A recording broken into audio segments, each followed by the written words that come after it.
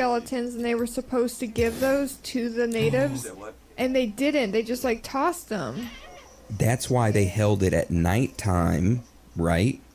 And it was a secret ceremony because the mayor was like, look, pay this dude $700 to keep him quiet. Get him to come here. We found additional skeletons. We can't halt the construction, you know.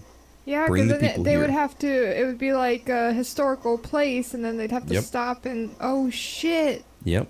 So pretty much him going there, he was probably delivering the skeletons and been like, you know, we brought you the skeletons. We didn't mean to dig them up, but can you come cleanse the area they were in? That's exactly what happened. I put money on that. It feels good. It really does feel good. Yeah. All right. So that pretty much wraps up strange facts and findings. I guess let's roll into theories now. All right. So the first theory was that this Denver International Airport was built by the Nazi New World Order. So if you take into consideration all the weird shit they have put into the Denver International Airport, like the paintings, the dedication capstone, many people have concluded that the airport with its underground facilities to have been built by the Nazi elitists of the New World Order. It gives them places that they can turn into an underground city. Another kind of like thing that people say supports this theory is that the runways to the airport kind of look like a swastika. I mean, I've looked at it before. I don't see the swastika, me personally, but some people say they do. Have you seen it, Anna? Yeah, I could definitely see 3 arms. The 4th one is a stretch to me. Yeah, I'm right there with you. They said they did it for logistics, why it's shaped like that, which, I mean, if they had one going out like that to create a certain runway, I suppose it might make sense to replicate it around the building. But I haven't compared its layout to other airports, because, I mean, if no other airport has created a swastika in its form, why would it need to be created at Denver? And loosely created, I say, because like I mentioned, I see 3 of the 4 L-shaped arms, or whatever you want to call them. Yeah. Another kind of thing that people say is that the paintings, the one with the soldier in it, the soldier kind of looks like a Nazi soldier with a gas mask killing people. So those are like the 2 kind of supporting pieces of evidence that they use to kind of support this theory, which, I mean, in my personal opinion, I don't think it's Nazi New World Order. I think it would be just, you know, the New World Order. All right, Dan, so what's the next theory we have? The next one is that it's the Illuminati's headquarters. This one I would connect to the first conspiracy, kinda, that the DIA was built for the Illuminati's headquarters. Denver had a perfectly good airport, and then they decided to build this one 16 miles away from it and spend $4.8 billion on it, which was $2 billion over budget. I mean, it is kind of weird that they would build one just 16 miles away and spend so much money on it. Yeah, and there was nothing wrong with the first airport. Was it Stapleton? No. What was it? Something like they had less runway or less terminals than the previous one? I can't remember which one it was. Yeah, this one has less runways. So weird. But if you were building a giant underground structure, it wouldn't look weird to be building something giant on top of it to cover your work. I'm kind of leaning more towards, this is my own personal opinion, maybe the contractors for this building had connections with who was bidding it out. And then they were like, we can pull an extra $2 billion out of this. Just basically getting their family in on making money. All right. So what other theories do we have for this, Anna? Well, another one is that it's a cover for hiding multiple fallout shelters. Jesse Ventura, who was the governor of Minnesota? Mayor of Minnesota and governor of Minnesota. Oh, so both. Woohoo! Well, he, like I said, and he's been... Well, I watched a documentary with him talking about JFK and going down that rabbit hole, and so he really loves to try to solve these things as well. But anyways, so he suggested that this airport was built with shelters to survive the 2012 apocalypse, that never happened. Or did it? And He did think it was mostly for the world's elite to survive in this shelter only. But it is supposedly the world's largest bunker in the United States. I dance. So I'm sure it will probably hold more than elites. You gotta have the worker bees there too, of course. Or they already have artificial intelligence perfected, and now they got their worker bees that never get tired. Oh, that's good. What a perfect place for a headquarters, right? You have people come all the way around the world, from around the world, fly right into the airport, and never have to leave the airport to be seen by anybody besides walking. Well, they probably have a special terminal. Actually, they do, because I did read that there is this person who had an inside source that talked about the different doors and terminals and concourse and all that stuff. But that when you fly in as an elite person, you go through a private terminal that takes you right down to the underground system. And that's where you go right to your meetings, do your stuff there, get right back on a plane and leave, and you never go around Colorado. You just take care of business. I believe it.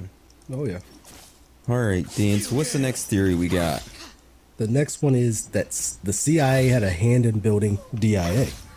Many of the locals were opposed to building the Denver International Airport, but author Rodney Stitch claimed to have access to a tape showing a CIA agent paying the mayor of Denver to get the airport built.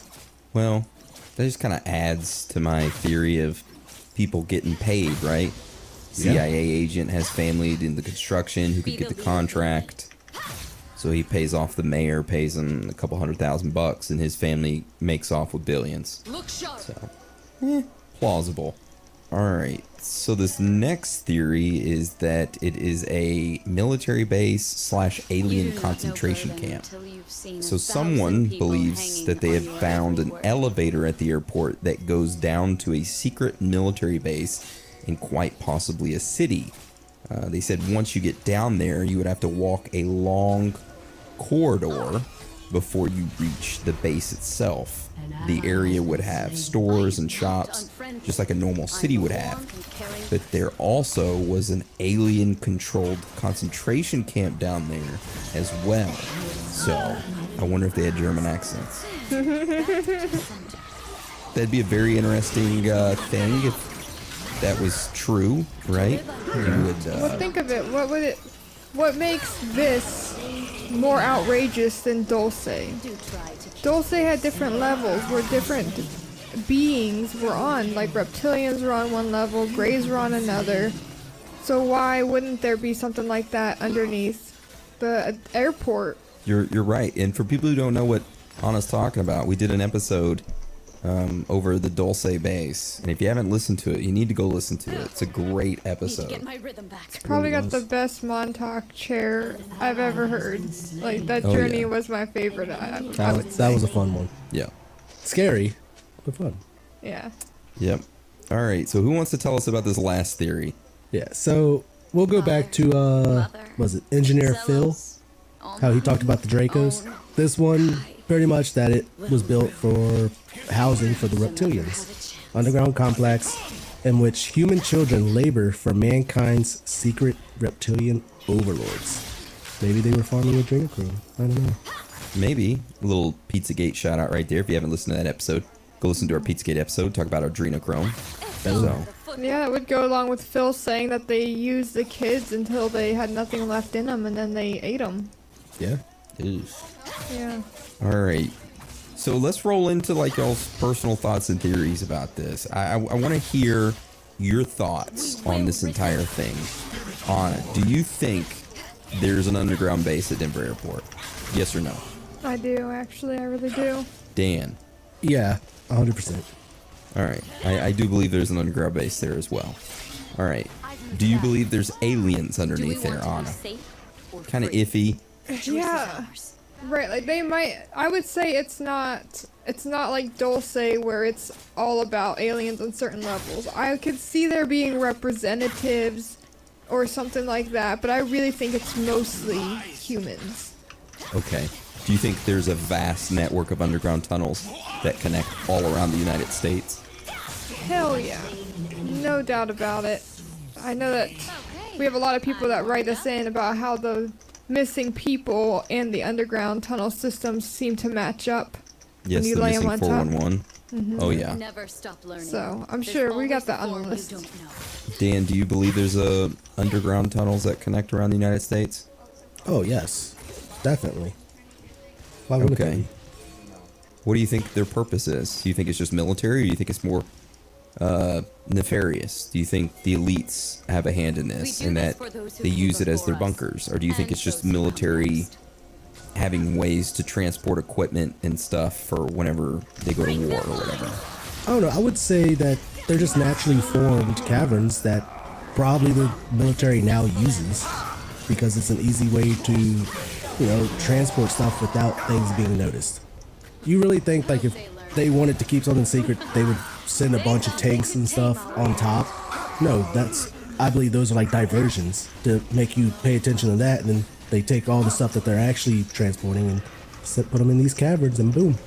It makes sense. Why would they take tanks and put them on trains when they're exposed to, all the elements and exposed to maybe fighters, other enemy Yeah. aircrafts coming and bombing the trains or whatever? So it does make sense to have some type of military underground light my tunnel own system. lantern. But question I is don't want her it to see connected the to the slaughter. Denver International Airport? And does it have more nefarious purposes that we're unaware of?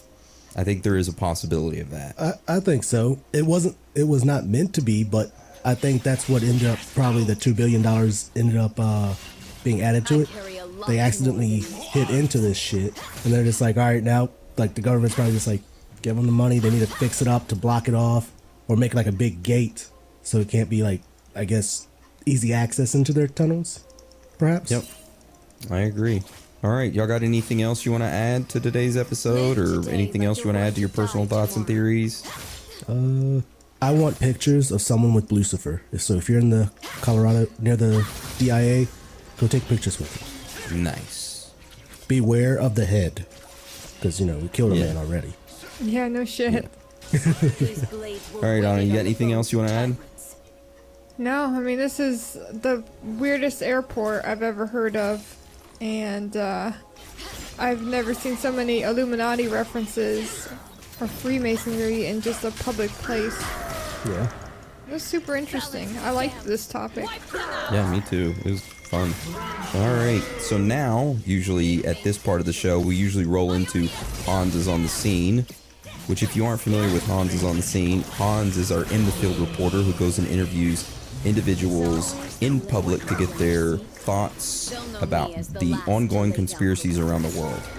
However, we do not have a Hans on the scene interview this week due to Hans getting new equipment to get better sound quality for his on the street interviews. So that will be coming either next week or the following, and he will pick up on his interviews and get There's the a public's saying, opinion. never fight Yeah, Project Ionians on Acoustic their home Hans is soil. in progress. I'm trying to get funds and some doctors involved to help implant the microphone and stuff into him. Yep, Project Acoustic Hans. All right, so I guess that rolls us into shout-outs. So for this week's shout-outs, I'll start off with Instagram first. I want to shout out Jessica, Tito, Rudy. Rudy tells us, thanks y'all for everything y'all do. No, thank you, Rudy. Sergio, Cassie. Cassie just wanted to shout us out for our amazing podcast. Thank you for that, Cassie. Nathan said that they just found the show through their friend and thought we were great. Thank you for that, Nathan. Janie stumbled across our podcast when you guys only had 3 episodes up, and she's a huge fan, and even a bigger fan now after hearing that I live in Maine. So thank you for that, Janie. You live literally right next door to me.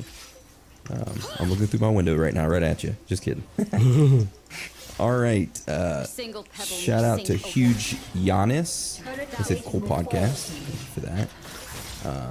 AJP Flooring Installations said that they listened to a few of our episodes. They like what they're doing, or they like what we're doing, and that they want to hear more. And then we got a very interesting message from an individual named Big T. And this is, I'm going to finish off my shout outs with this guy. Big T said, My addiction to this podcast may be equal to my addiction to Riley Reid. Just wanted to drop in this motherfucker quick. Stumbled upon this while looking for a podcast at work. With the combination of ripping my wax pen for 8 hours and starting on the first season, this shit is fire. Ear porns without the BBC and the tits. Aaron, you are funny as hell, bro. I appreciate you always keeping the show loose, but never drifting off the track too far. Danielson, be random as shit. I appreciate the dry, fucked up sense of humor. Anna got that quirky, awkward sense of humor. Shit has me laughing out loud. Keep it real, T. Thank you for that message, T. Love ya. Shout out to you, and shout out to everybody on Instagram. Sending you lots of love. Yeah, thank you for that. I love being random. It's so fun. Yeah, thanks for the love, man. Appreciate you so much. All right, Anna, what do you got for Twitter for us this week? All right, so Twitter, we have had some If they capture newbies, me, they'll kill which me.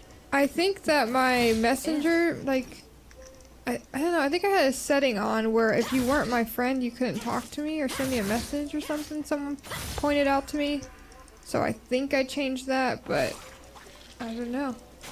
I just noticed I wasn't getting a lot of direct messages, more just tags. So I think I fixed that.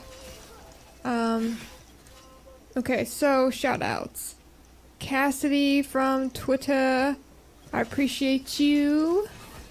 Got, let's see, new people. LaShawn, Jam, Nick Knight, Steady Dreamin', Josh W6699, Amora Blue, Nate, I think you shouted him out too, Dan, but Nate was referred to by our man Andy. That's his brother-in-law, so shouting out to my friend Nate. And Jonathan recently started following us. And without misstep. Emails, I just want a quick shout out Bruce. He recently emailed me and he's hooked. We make his days go by fast, and he appreciates my sense of humor. Each form has a name known only to the And bit. I just wanted to also make sure I shouted out his brother Mark, who got him hooked on the show.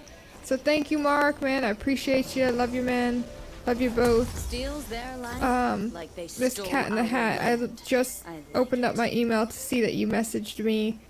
I'm already thrilled to read it, Mother, so I have not Zelos, yet. Oma, But I wanted you to know I got it, and I will respond to you. It's a nice little lengthy email. them ever had So, a chance. yeah.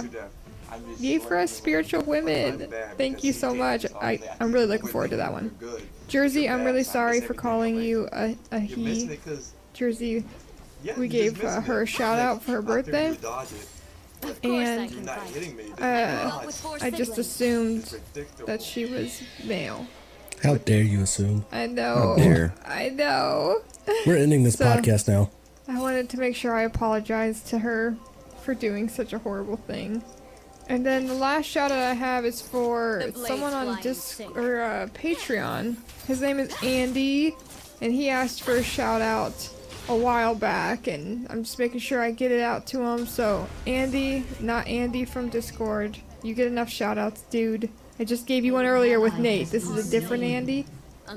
So thank you so much, man, for your patience and everything. You're awesome. Appreciate all you Twitter people. You all are amazing. So thank you. I love you all. All right, nice. Dan, what do you got for us for Facebook shoutouts? All right. So I got Weapons are great. Kaylee, Connor, Lewis, Norman, then I don't know how to say your first name right. I don't want to mispronounce it, so I'm going to call you Lifter. Shout out to Stony Tony. He reached out to me on Facebook, so giving him a shout out. Got a shout out Strange to power course through me. Dub CZ. Guy listened to us on Spotify. Hit us up and everything. He just started listening to the podcast not too long ago, and he's already pretty much binged most of the episodes.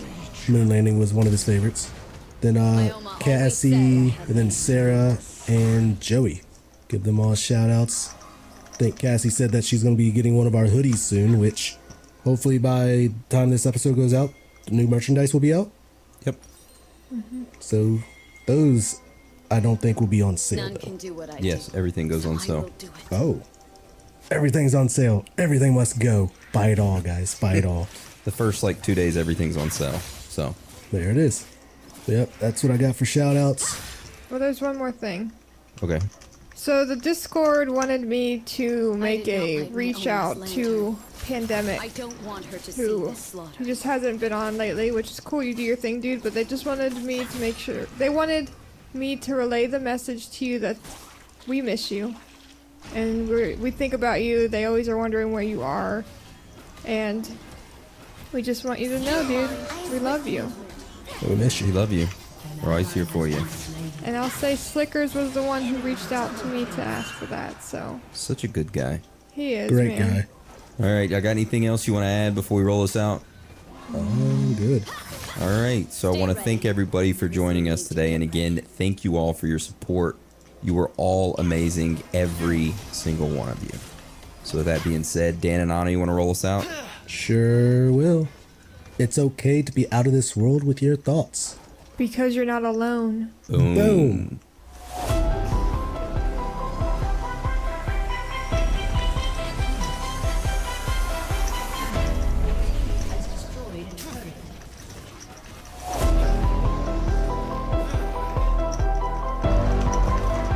We are the only masters of our fate.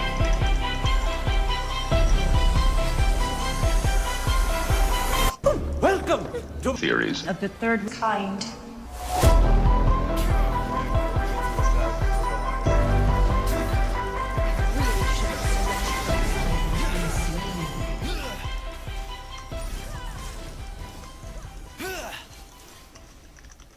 Welcome to Theories of the Third Kind. My name is Aaron, and I'm one of your hosts. There are two other hosts that are joining me today, of course. Danielson. Yo, guys.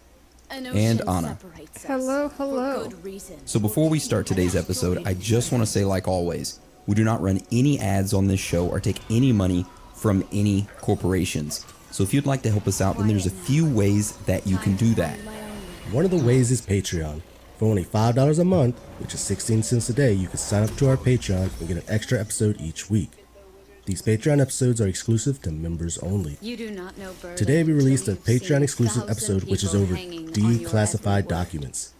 Also, we have over 30 extra episodes, which is over 56 extra hours, already locked and loaded for your listening pleasure. Such as the Tavistock Institute, The Exorcism of Clara Celli, CERN, Glitches in the Matrix, Nexium Cult, Disney Darkness, Isaac Mother, Cappy, FEMA, and Mother. much more. Zealous. We have a lot of All extra my Patreon episodes and a ton of extra blooper reels, I- which you get access to all of them for just $5 a month. Them ever had a chance. Another way to support the show is through merchandise. Just teleport on over to our website, theoriesofthethirdkind.com, and click the shop button. Then you can see all the merch we have for sale. T-shirts, hats, hoodies, beanies, all that good stuff. Also, I know things are tough out there right now, so if you can't afford a shirt or a Patreon membership, but you want to help us out, then you can leave us a written review on iTunes, and that helps us out a ton. If you don't want to leave one though, then that's fine. We just want you guys, girls, aliens, reptilians, Bigfoot, Sasquatches, Chupacabras, ghosts, Illuminati members, underground lizard people, whoever or whatever you are, to enjoy the show. Also, one last thing. If any of you would like to reach out to us, then you can shoot us a message on Instagram, Twitter, or Facebook, or you can go to our website, theoriesofthethirdkind.com, click on the contact button, and there you will find our email addresses to be able to get a hold of us. Alright, so that is the end of the announcements. So let's get into today's episode, which is over remote viewing. So how this episode will go today is that we will first discuss what is remote viewing. Then we will go into the history of it, the government's involvement in remote viewing. Then we go into the strange facts and findings, theories, and of course we wrap it all up with our own personal thoughts and theories. So with that being said, let's get into today's episode.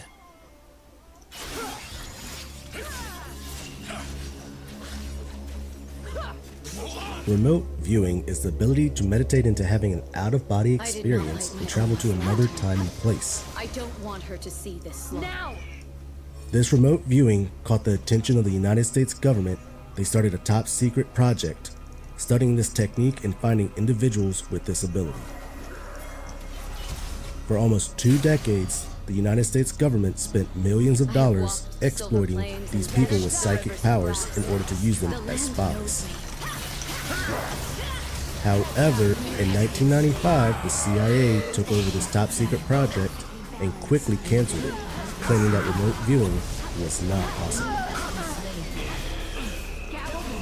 But that begs the question, why in 2017, when thousands of declassified documents about this top secret project involving remote viewing were made public, were there astronomical findings in it? Findings that suggest remote viewing actually worked very well.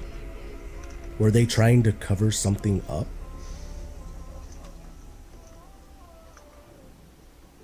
So to better understand this all, of course, we have to start with the history of remote viewing. So Anna, can you start us off with that? The spirit revives So this me. all starts back in I the will late not 1960s disappoint. and early 70s, when we were concerned that the Soviets were working on these abilities to spy on us. Since we couldn't let them get ahead of us in the game, there began the search for people with this special ability, in which they found an individual named You do Ingo not know Swan. burden until you've seen a Ingo was thousand part of a people study hanging in New on your York every called word. American Society for Psychical Research. This study consisted of Ingo experimenting with out-of-body travel or psychic perception at a distance. He would be sitting in a chair and attempting to project his consciousness into sealed boxes that were placed on small platforms a few feet above his head. In those boxes, there would be a symbol or item that is completely shielded from his view. Ingo would be monitored with electrodes that would record any movement that he made in his chair. Even with these conditions, he surprisingly succeeded in describing each of the targets. Wait, were they afraid he was going to move so fast that they wouldn't be able to detect him or something, like the Flash? They were afraid that he was gonna, I guess not afraid, but they wanted to make sure that he wasn't moving to try to get see if he could like look around or something like that. Oh. They wanted him to be completely still Okay. to make sure that only thing that was working was, His mind? yeah. Oh, okay. All right. Yeah, at first that confused me too, then I kind of realized like they had him pretty much sitting in a chair just staring at it. All right. It doesn't look creepy at all. Not During one of the tests, Ingo was able to tell them that one of the lights that should have been illuminating the target was inoperable. They stated that there would have been no way he could have known that by any normal means. Well, Ingo decided the program could use some technique changes and offered ideas on what to change. With doing so, he was able to describe the weather in other places after making these changes. Wait, hold on. Like he would say the weather in, let's just say Sri Lanka was 93 degrees. I did And not he light had my no own ability lantern. to look that I up don't quickly. want her to Exactly. see the slaughter. He would do places around, of course, the US, and they would call the weather station and confirm what the weather was there, and he was always right. Okay, that's interesting. So then we go to 1972. There is a physicist We named are the Dr. children Hall of the first Patah. lands, and we Ingo will and not Dr. be Howe slaves. met and decided to conduct an experiment that was big enough to catch the CIA's attention. By the mid-1970s, the Defense Intelligence Agency, or DIA, started to take control of the The voices program. of my brothers still By carry 1978, they had already started using remote viewing techniques to collect intelligence against foreign adversaries. And then by 1991, the DIA named the program Stargate. And that is when a lot of the interesting stuff started to happen. Alright, that is the history behind remote viewing and how it started. So, Aaron, can you tell us a little more about the government's projects behind this? Of course. So the first one we're going to talk about is Project Stargate. So in 1978, at Fort Meade, Maryland, the Defense Intelligence Agency, or DIA, and the Stanford Research not know Institute, burden until you've SRI, seen a they thousand established a secret U.S. Army unit, which at the time was called the Gondola Wish Program. Now, a little side note here. For nearly 2 decades, this program went by a number of different names. It went from, of course, the Gondola Wish to Grill Flame to They didn't kill Inscom us Center all. Lane, Sunstreak, and then finally, of course, in 1991, Stargate. But from here on out, we're just going to refer to it as Stargate, you know, just a little FYI for the listeners going forward. Alright, so this project's main goal was to locate individuals with psychic powers in order to use the individuals as spies. Of course, like we said earlier, these psychic powers that they planned to harness was called remote viewing. So this program would receive millions of dollars in funding over many of its years of existence. Now, even though it did receive these millions of dollars in funding, it didn't get much support from individuals in the government who were aware of this program, who were not a lot of people since it was top secret. So those few people who knew about it, they were kind of skeptical to say the least, and were hesitant on providing this funding for it. Also, they couldn't get many high-ups in the government to help with the program because of the stigma associated with researching psychic powers, right? Now, this isn't to say that the people in the government didn't want to be involved, because they did. They just didn't want others to know that they were involved with it because they were afraid of tarnishing their reputation by being involved with this program that was kind of looked at as crazy by the others who were aware of it. So that's just another little side note. All right. So this program bounced around between defense-related government agencies over the years before being sent to the CIA in 1995, who quickly canceled it after the evaluation found it to be without merit. Or maybe that's what they want us to think. So, of course, some believe that Stargate was never really canceled, but just rolled over to a new, even more secretive program, which would kind of make sense, seeing that there was some pretty intriguing findings throughout the 17-year run of this super classified government project. Now, there were some declassified